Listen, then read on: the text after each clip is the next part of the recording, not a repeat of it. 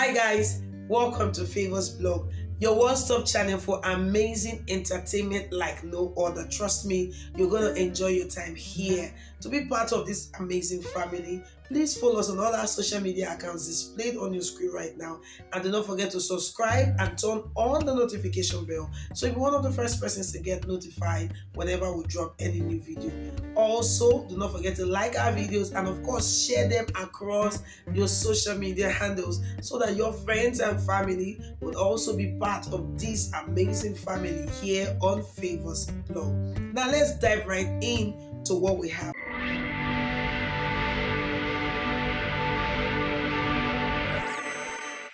I welcome you, my better person, to Open Heaven's Daily Devotional for Friday, will be the 10th of February 2023.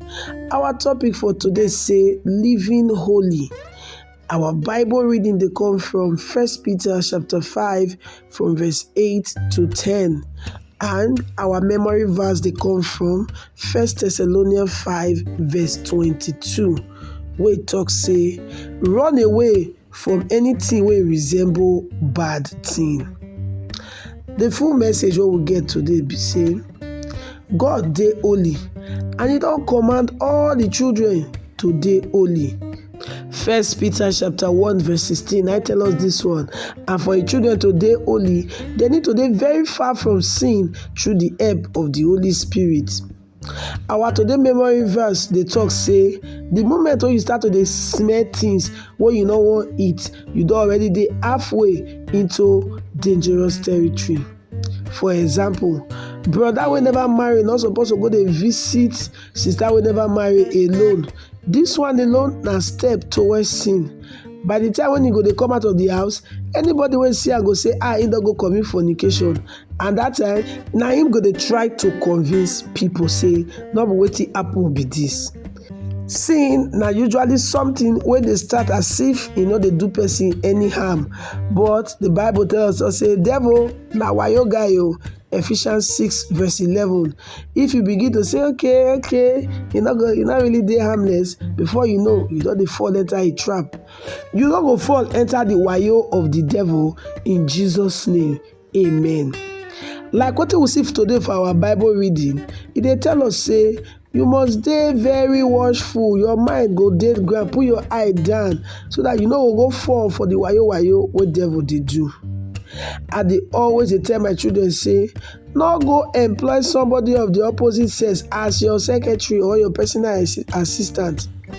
If you do this kind of thing, you don dey very very close to the devil wayo, and he no go spare you. And if you not carry your leg come back from where you dey, devil go just finish you with that. May you not forget to say you go dey work very closely with this person, and sometimes una go dey alone, sometimes una go work late into the night. And then some of una go talk say, I be old school, I don't know wetin dey happen for this modern world. But since I become born again for 1973, I still dey stand up till now. E better say make I be old school and to dey stand, na to say I be Gen Z, I be the modern people, then I go come for. You sef dey honest with yourself. You know some of all these things wey be like say you don dey play with wey go fit lead you into sin. For example, the kind film the way you dey watch, the kind website the way you dey visit, the social media accounts the way you dey follow, and the kind talk the way you dey talk, all these ones go fit lead you to sin. As you dey try to stay far away from things wey go lead you to sin, you sef you go need to do one thing, which is to stay very very close to the things of God and God himself. You no go ever joke with the time when you dey spend alone with God, when una two dey talk, dey gist. That time when you dey spend alone with God every day, no use am take play. Spend that time to study Bible and to pray. And you must never say, I no wan go fellowship with the brethren. You must always come join body with brethren to worship God. And every day, you must try to draw closer and closer to God. You must run comot for bad sin.